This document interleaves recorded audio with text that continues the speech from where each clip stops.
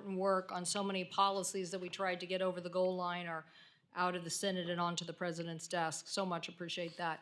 Let me, too, start by, in this forum, recognizing the tragic events of 2 air accidents in the last week, DCA and in Philadelphia.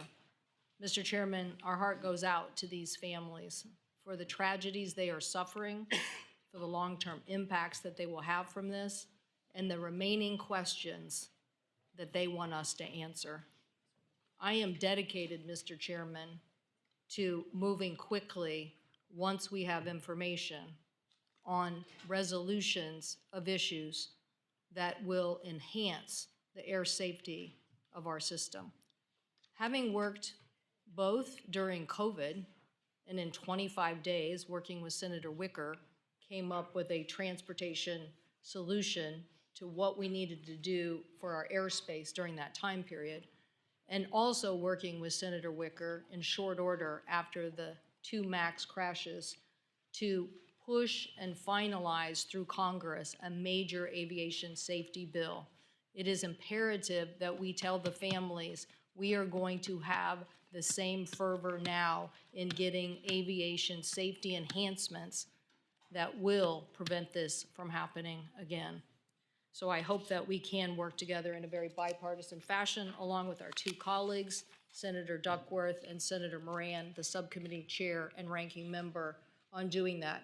And I take the President at his word. The President says he wants to see an increase in aviation infrastructure. He's frustrated by the fact that on a global basis, the system of digitizing our airspace off of radar has moved faster than the United States. So great, Mr. President, we will be calling on you for your help in that effort. On the Lutnick nomination, since the hearing last week, the Trump administration has taken a series of unprecedented actions that I find very concerning. I'm very concerned about the President's threat to our North American neighbors and a massive tariffs until we resolve problems. In fact, the Wall Street Journal, quote, called it the dumbest trade war in history, end quote. Tariffs and trade wars are a major problem for my state, where 2 out of every 5 jobs are tied to trade-related industries. My state imports $20 billion of goods from Canada, primarily oil, gas, lumber, and electric power, and making our northern border with Washington one of our largest trading partners. So we just got a reprieve for this 25% crazy tariffs that the Commerce Secretary has said he's advocating for the President's policy, would cost my constituents $5 billion or more. We need a secretary that understands that these products and these issues need coalition building, not throwing down gauntlets that will lose jobs for my farmers.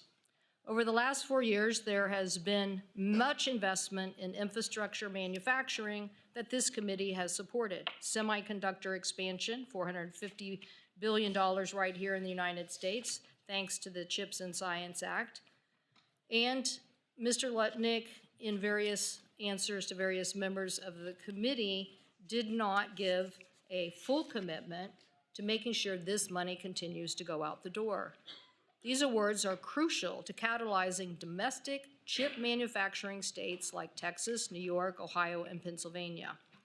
And we heard from many members on both sides of the aisle about whether he would make continued investments in other areas. Tech hubs, NOAA, which you just mentioned, makes up more than 60% of the commerce budget. When asked, for the record, if NOAA should be dismantled, called for in 2025 project, Mr. Lutnick would only say, if confirmed, he would figure it out.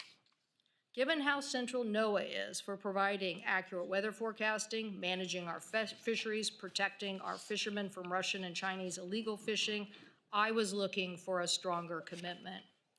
And last week at the hearing, I asked Mr. Lutnick about the 19.3 billion illicit transactions for Tether and whether we needed to be more aggressive at doing something about that, given the unbelievable amount of volume of North Korean, South Asian, and various criminal activities on the Tether platform.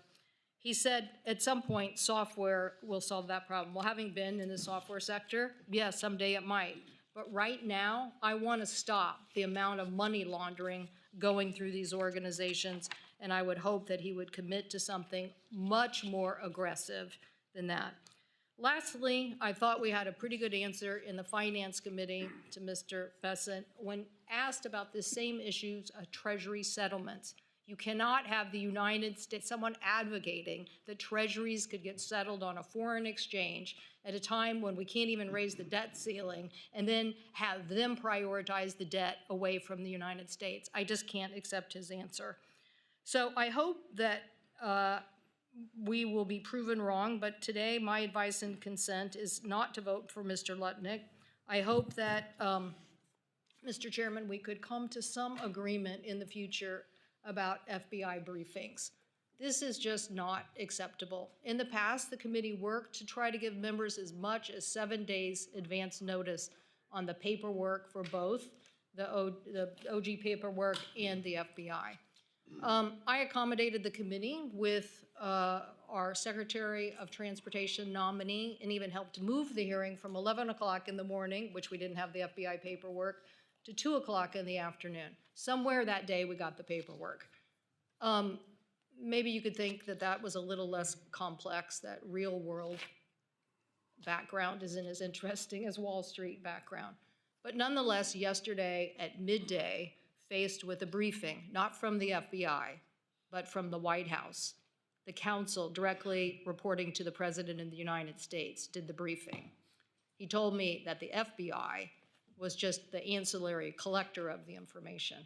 I found that very interesting, challenging, tried to wrap my mind around it, but this hearing was already scheduled. So I hope that we can come to a future accommodation that we will at least give members 24 hours. I'd advocate for 7 days, but at least 24 hours before this FBI briefing process. Members have the information, they can communicate to our down dais members. Mr. Chairman, I'd like to turn to the bills at hand, and as I mentioned in my previous comments, I support this markup in 17 bills that are on here. 12 were advanced out of the committee in the last Congress, and 5 of those passed the Senate, so I hope we get them now through the House and all the way to the President's desk. And separately, 5 additional bills were negotiated with our House colleagues, which shows a great deal of bipartisan work from our colleagues and what they have done to try to move progress. I very much appreciate the S-99, Strengthening Support for American Manufacturers by Senators Peter and Blackburn.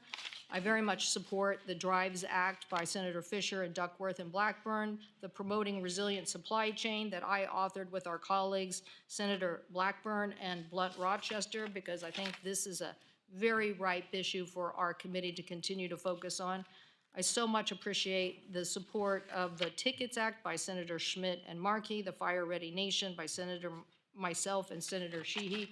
I look forward to working with him as the Pacific Northwest has been a pretty good, let's just say, I don't know whether Senator Sheehy agrees, but I think we probably have at least a 10-year run on everybody else already of dealing with this problem. So our ideas about technologies and solutions that have worked already that need to be expedited, I think we have a good viewpoint on that. And then the AM radio bill, Mr. Chairman, very much appreciate your and Senator Markey's continued push for this legislation. I represent a state prone to natural disasters. I don't know what to say, whether it's Mount St. Helens, whether it's the fires I just mentioned, unbelievable flooding given the big storms that we're hit with.